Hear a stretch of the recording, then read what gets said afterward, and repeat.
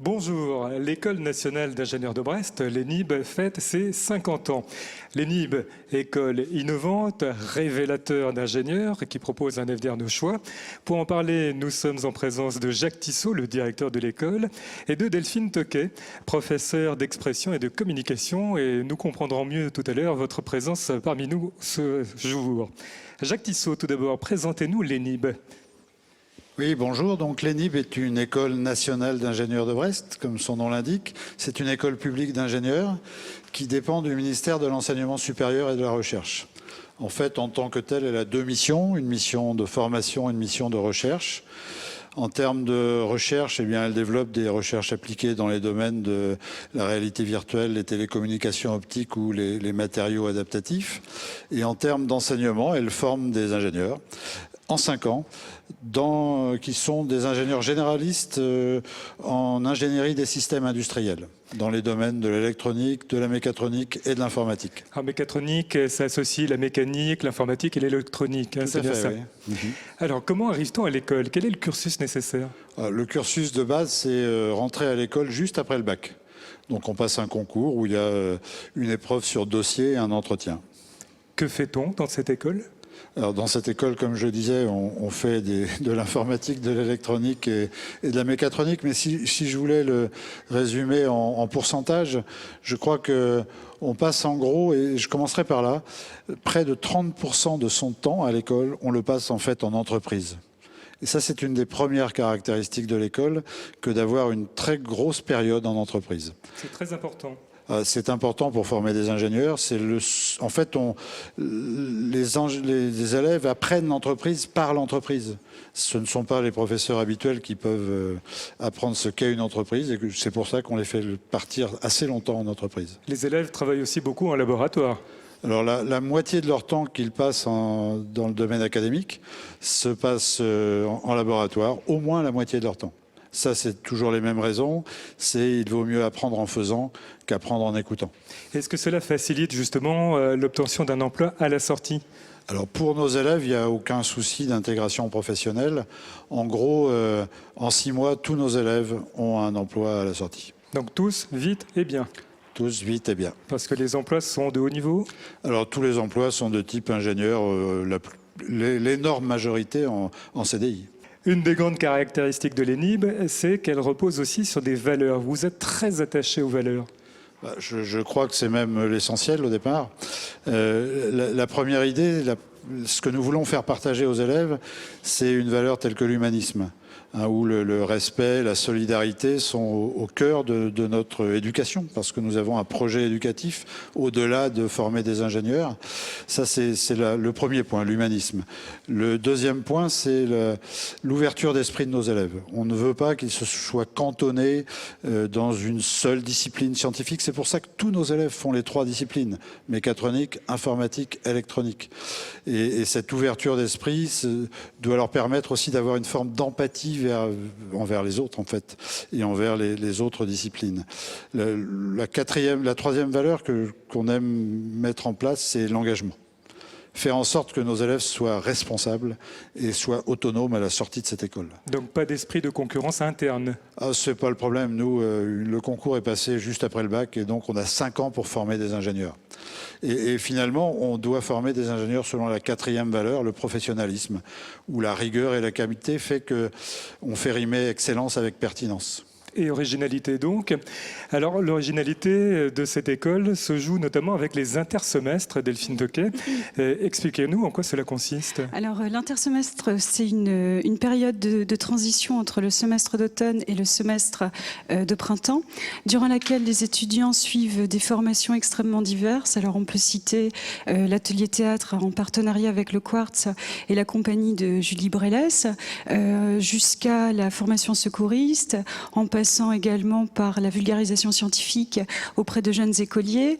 On pourrait citer également des travaux sur la diversité, la discrimination avec un pro infini, une initiation à la réalisation et au montage de courts-métrages, de reportages radiophoniques, vraiment des choses très, très variées. Et tout cela a un lien naturellement. Oui, bien entendu. On inscrit ça aussi dans une problématique qui est celle de la représentation de la science dans la société, puisqu'il y a tout un cycle de conférences autour de cette problématique-là. Comment les étudiants le vivent-ils? Quel ressenti vous donnent-ils? Globalement, c'est plébiscité, vraiment pour les raisons évoquées précédemment, l'ouverture, la diversité. C'est aussi par le biais de cette expérience l'occasion de souder une promotion, et c'est ce qui revient fréquemment, la possibilité d'avoir découvert, d'avoir rencontré des choses vraiment nouvelles. Jacques Tissot, on parle aussi à l'ENIB d'ingénieur honnête homme. Que cela signifie-t-il? Ça, c'est la spécialité de Delphine Toquet. Mais fondamentalement, l'idée, encore une fois, c'est l'ouverture d'esprit, fondamentalement. L'ouverture d'esprit sur l'autre, sur la société, sur l'entreprise, sur le monde. C'est d'être capable... Le brevet de secouriste, c'est un bon exemple, finalement. L'idée du brevet de secouriste, c'est pas d'avoir un papier supplémentaire, un diplôme supplémentaire, c'est d'avoir le bon réflexe. Quand quelqu'un est dans la difficulté, on va vers lui plus que fuir. Parce que quand on ne sait pas comment faire, quand quelqu'un est dans la difficulté, la tendance naturelle, c'est de s'écarter parce qu'on a peur, on ne sait pas comment faire. Nous, ce qu'on veut, c'est que nos élèves, ils aillent vers celui qui est dans la difficulté. Et c'est un peu ça aussi l'idée, quelque part, de l'ingénieur honnête homme. Il y a autre chose que la technique et la science dans la vie. Il y a un contexte sociétal et il faut que nos élèves et que nos futurs ingénieurs sachent s'inscrire dans ce contexte sociétal et environnemental aujourd'hui qui est devenu très important. Delphine Toquet, on sort donc du préjugé qu'on a parfois sur les ingénieurs, de quelqu'un qui est un peu dans sa bulle, un peu coupé du monde, hein. Oui, en tout cas, c'est ce qu'on essaye de faire. L'ingénieur honnête homme, par exemple, participe à cela. Il s'agit pour les étudiants de mettre leurs compétences, pas forcément techniques, mais en tout cas mettre des compétences, ça peut être le temps, au service d'une cause qu'ils ont préalablement identifiée. Donc certains vont travailler dans des associations, travailler avec le secours populaire, d'autres vont travailler dans des maisons de retraite, vont donner de leur temps à des personnes. Ce sont aussi des étudiants qui partent dans les écoles faire de la sensibilisation à l'environnement, à la nutrition, à la vulgarisation scientifique. Vraiment, l'idée, c'est de faire de l'ingénieur le lieu de rencontre entre la science et la société. L'École nationale d'ingénieurs de Brest se veut originale sur bien des plans. Et ça se retrouve aussi dans le clip de présentation de l'école qui a choisi un angle assez innovant. En voici tout de suite un extrait.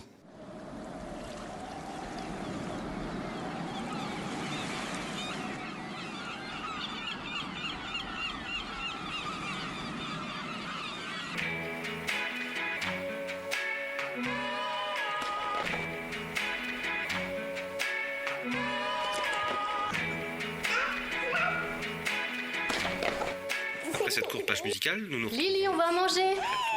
Racine de tête. Aujourd'hui, je vous rappelle que nous accueillons Monsieur Tissot, directeur de l'ENIB, l'École nationale d'ingénieurs de Brest, avec qui nous discutions des enjeux liés à la formation d'ingénieurs en Bretagne. C'est Pour prêt, parler Lily. du but d'une école d'ingénieurs, j'aime bien utiliser l'image d'un pont. Un pont, c'est quelque chose qui permet de passer d'une rive à l'autre. Et pour nous, fondamentalement, ce sera quelque chose qui permettra aux lycéens qui arrivent chez nous de devenir ingénieurs. Le métier d'ingénieur, c'est complexe. L'ingénieur va devoir savoir et le réaliser.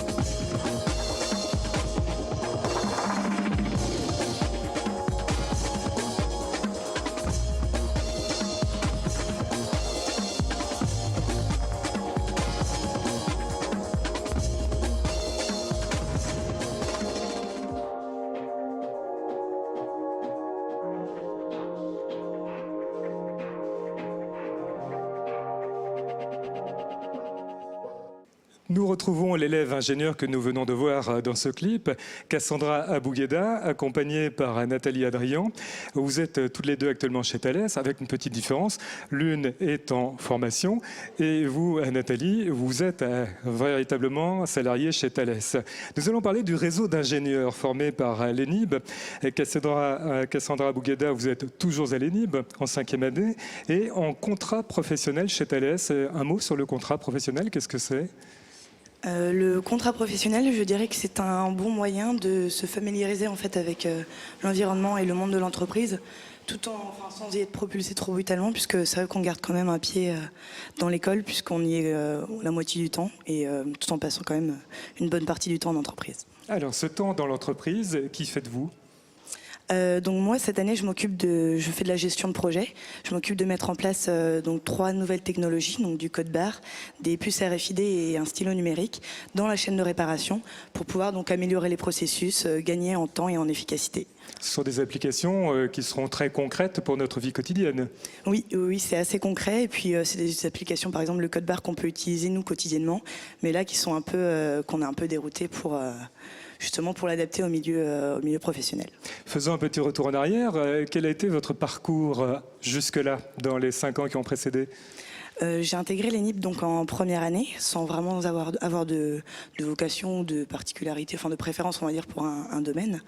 Et petit à petit, en fait, je me suis plutôt orientée vers la mécatronique, puisque je trouvais que c'était l'option donc, qui était la plus complète et qui me permettrait d'avoir un métier assez varié.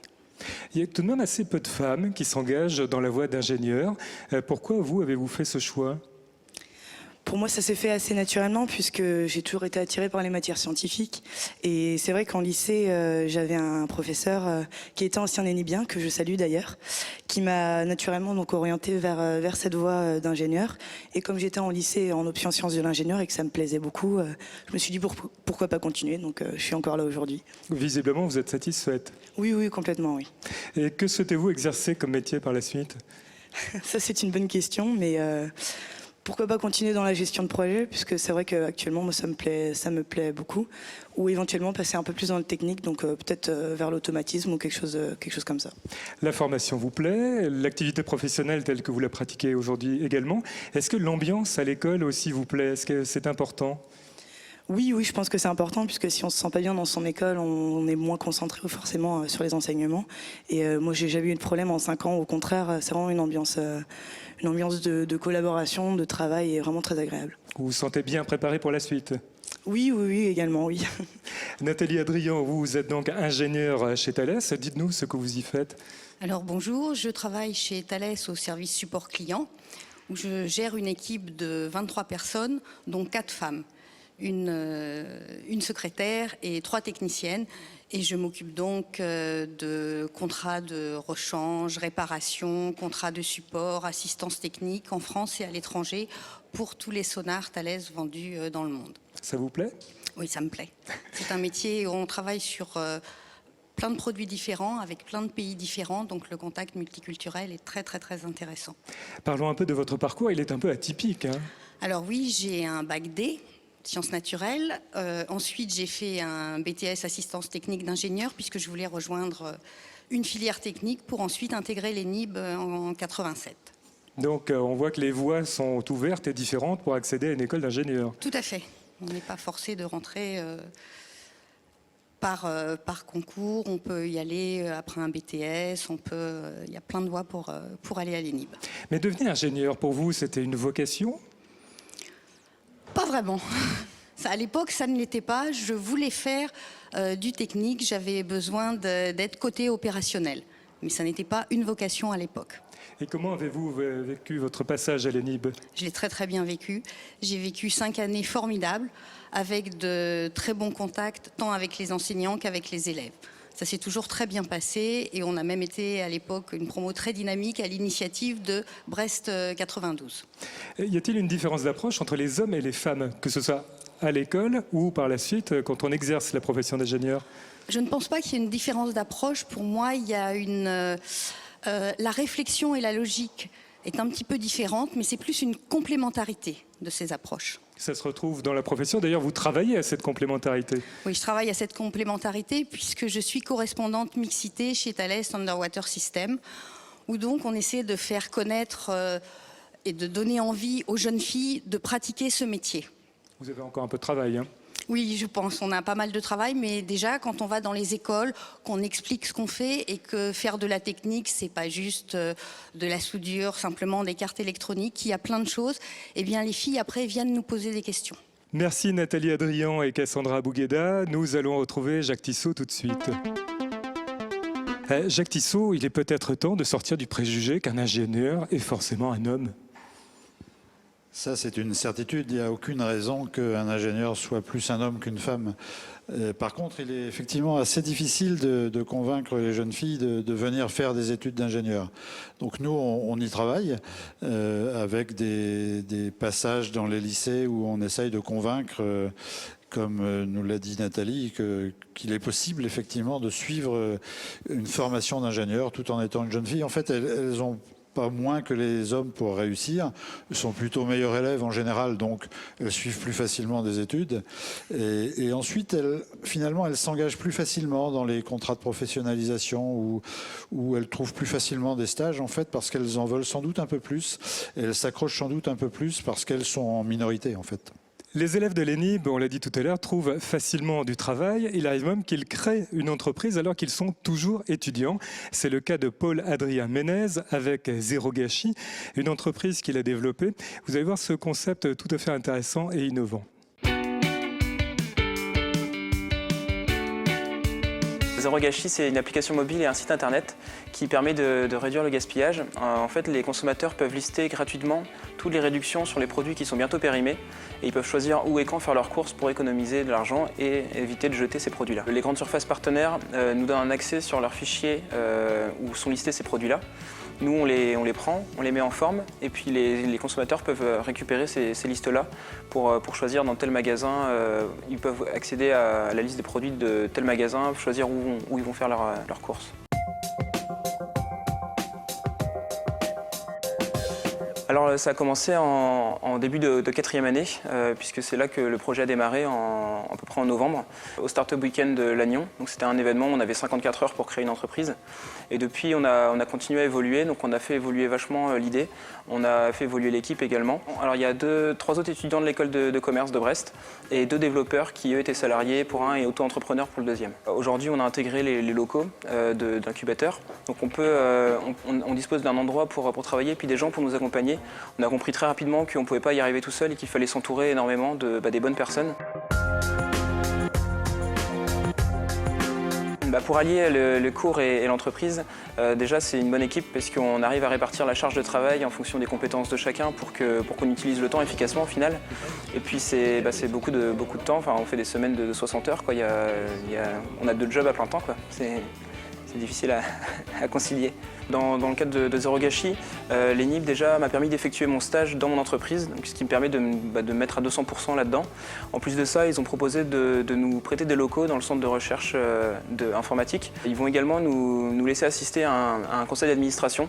Donc comme ça, on va pouvoir voir comment les grandes décisions stratégiques d'une entreprise, puisque l'ENIB c'est une entreprise aussi, sont décidées. Et évidemment aussi au niveau de la communication, ils peuvent nous aider à réaliser des plaquettes, ce genre de choses. D'habitude, les stages, par exemple, c'est dans une entreprise, mais là, ils voient bien que c'est vraiment une entreprise, c'est un projet, donc c'est quelque chose de... Voilà, il n'y a pas eu aucun problème quand j'ai demandé si je pouvais faire mon stage dans mon entreprise. Il n'y a eu aucun souci directement, quoi. Zéro Gâchis rejoint les valeurs de l'ENIB, Jacques Tissot. Effectivement, Zéro Gâchis, c'est d'abord une vraie entreprise. Donc ils ont pu montrer leur professionnalisme. Ça, c'est une première chose. La deuxième chose, ils ont montré qu'ils étaient suffisamment autonomes et suffisamment responsables pour créer, alors qu'ils sont encore étudiants, une véritable entreprise. Ensuite, c'est une entreprise qui s'engage et qui est ouverte d'esprit puisqu'ils vont vers les autres. Ils rejoignent la solidarité. C'est un peu solidaire leur aventure Zéro Gâchis et c'est tout à fait dans l'esprit de l'école. Oui. L'ENIB propose un avenir de choix et nous allons en parler avec Jean-Yves Le Brouster. Vous êtes PDG de Vinci Énergie au sein du très important groupe Vinci. Vous avez été d'ailleurs un des tout premiers élèves de l'école, c'est la promo 69, c'est bien ça ? Et est-ce que vous pouvez tout d'abord nous présenter rapidement Vinci Énergie ? Tout d'abord, bonjour. Alors, Vinci Énergie, c'est le pôle énergie de Vinci. Vinci Énergie, c'est un groupe qui réalise 8 700 milliards d'euros de chiffre d'affaires. Nous sommes 62 000 personnes réparties dans 40 pays. Alors, qu'est-ce qu'on fait chez Vinci Énergie ? Eh bien, nous apportons des solutions qui concernent l'ingénierie, la réalisation, la maintenance et l'exploitation. Et nous mettons en œuvre toutes les expertises techniques qui sont l'électricité, l'électronique, l'informatique, la mécanique, le génie climatique. Parlons de votre parcours avant d'être PDG de Vinci Énergie. Vous avez un beau parcours. Hein. Je crois que c'est un parcours, peut-être qui est un beau parcours, mais c'est d'abord un parcours, je dirais, que je qualifierais de normal, qui est fait bien sûr de travail, mais aussi bien sûr d'un petit peu de chance. Donc dans ce groupe où j'ai fait toute ma carrière, j'ai démarré comme responsable d'affaires, comme ingénieur responsable d'affaires. J'étais ensuite chef d'entreprise, directeur général adjoint. J'ai été président de filiale, j'étais directeur général délégué du groupe et puis je suis le PDG de ce groupe depuis maintenant plus de 7 ans. Tout cela grâce à vos qualités, naturellement, à votre travail et à votre formation. Et c'est là où nous en revenons à l'ENIB. Parlez-nous de l'ENIB à ses débuts. Alors l'ENIB à ses débuts, d'abord, moi j'ai choisi cette école pour une raison simple, c'est que c'était une école nationale, une école publique et une école gratuite. J'avais été séduit par son programme de formation. Voilà pourquoi j'ai choisi l'ENIB. En fait, je crois qu'effectivement, l'ENIB, c'est une excellente formation pour des jeunes qui ont une envie de faire de la technique et qui seront ensuite capables de bâtir leur propre projet professionnel. Je crois que le métier d'ingénieur, c'est un métier qui peut se décliner de multiples façons. Et ce qui est important pour un ingénieur, c'est de savoir ce qu'il veut faire et surtout qu'il choisisse un travail où, quand il démarre le matin, il soit content de sa journée. Et l'ENIB dispense toutes les formations technique, générale, et donne surtout l'état d'esprit qui permet de réussir ce projet. Alors j'ajouterais d'ailleurs que les valeurs de l'ENIB sont des valeurs que l'on partage dans le groupe Vinci Énergie. Un groupe de cette taille a bien sûr une ambition économique, c'est ce qu'on appelle le combien, mais ce combien, on ne veut pas le faire n'importe comment, et c'est ce qu'on appelle notre comment. On a choisi un mode de vie qui est basé sur la simplicité, l'humilité, la générosité, le partage, c'est-à-dire toutes ces valeurs que l'on développe à l'ENIB. En fait, dans Vinci Énergie, c'est un grand groupe qui est d'ailleurs le leader de sa profession en Europe. On n'a pas besoin de divas. Ce qu'on veut, c'est des gens qui se sentent bien et qui font leur travail de manière très professionnelle. Jacques Tissot, l'ENIB forme bien des ingénieurs capables de s'adapter au monde qui bouge. Hein. Tout à fait. D'abord, on le voit avec Vinci Énergie, ça c'est un premier point. Mais on a des gens comme par exemple Rémi Arnaud, un ancien que l'on verra bientôt, et qui a réussi, qui est le papa de Google Earth. Des capacités qu'on a à naviguer aujourd'hui en temps réel sur Google à travers toute la Terre. On a aussi un directeur artistique d'une compagnie théâtrale. On a aussi, paraît-il, un prêtre. Et donc, ceci étant, on a quand même 4000 ingénieurs ENIB, essentiellement des ingénieurs que l'on connaît presque tous aujourd'hui grâce à l'association des anciens élèves de l'école. On connaît quasiment tous les anciens élèves aujourd'hui, ce qui fait un véritable réseau d'ingénieurs pour l'ENIB et qui offre à nos jeunes en fait toutes les possibilités de choix incroyables qu'offrent 4000 anciens ingénieurs. Avec un point important, c'est l'ouverture sociale. Alors ça c'est un fait. Hein.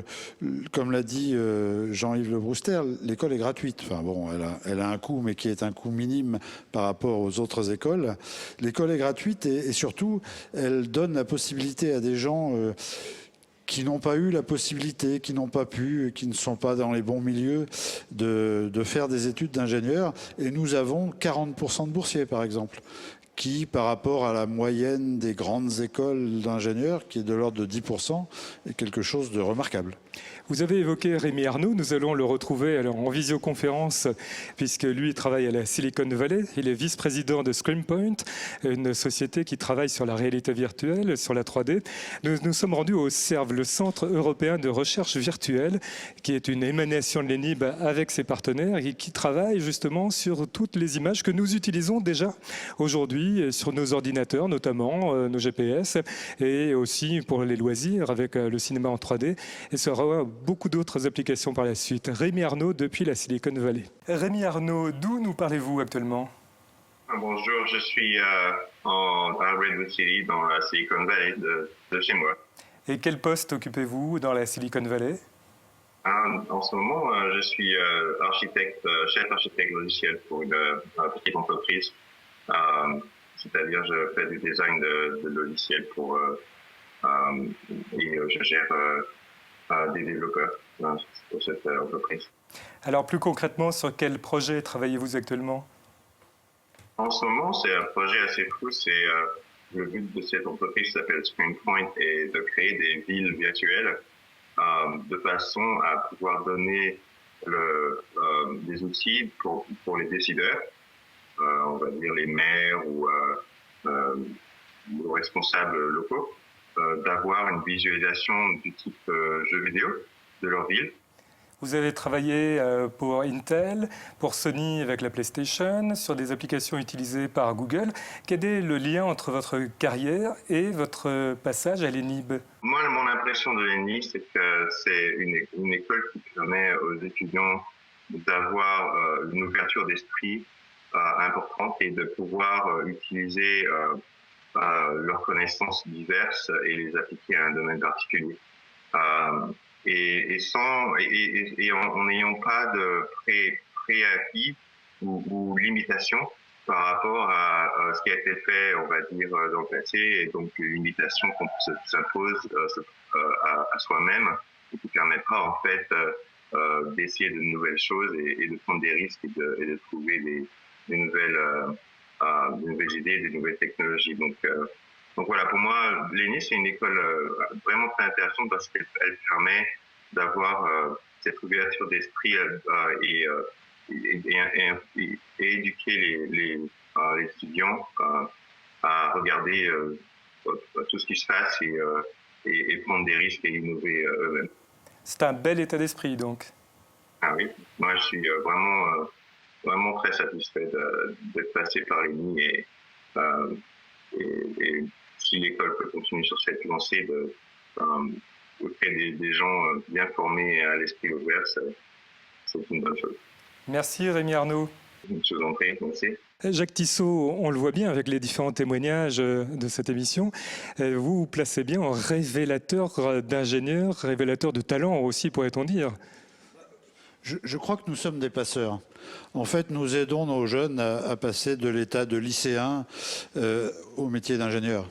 Et nous sommes que ça. Nous sommes des passeurs, mais nous avons toujours à cœur d'accompagner nos élèves à tous les moments de leurs étapes de leur vie, et en particulier même dans leurs activités annexes, qui sont celles des associations. Et c'est pour ça que nous continuons avec l'ouverture bientôt d'une maison des associations des élèves d'ingénieurs qui va ouvrir ses portes dans quelques semaines, en fait, à leur offrir toujours des possibilités de découvrir autre chose et de voir la vie autrement que ce qu'ils pouvaient imaginer avant. Pour vous, à l'ENIB, l'étudiant est toujours au cœur. C'est une continuité depuis 50 ans. Depuis 50 ans, nous existons. L'étudiant a toujours été au cœur du système ENIB. Et depuis 20 ans que nous sommes sur le technopôle de Brest-Thiéroise. En plus, nous profitons d'un environnement extraordinaire juste au bord de la mer. Au Technopôle, oui. Merci Jacques Tissot de nous avoir présenté l'ENIB, une école de valeur dans tous les sens du terme.